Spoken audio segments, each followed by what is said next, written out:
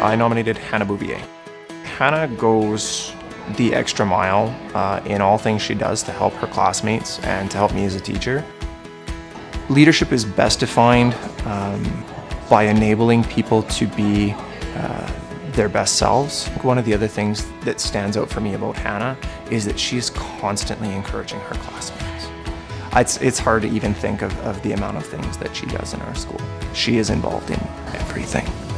I've gotten so many great opportunities through other people volunteering, so I thought I should do the same. If this little thing I'm gonna do now can change their life, why not?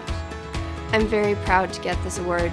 I feel like I've worked so hard to try to become a leader and try to always be giving back, always trying to do my best, and it just supports me that I'm doing the right things. So her plans are to go to university and eventually to become a pharmacist. I just want to be a leader in the community.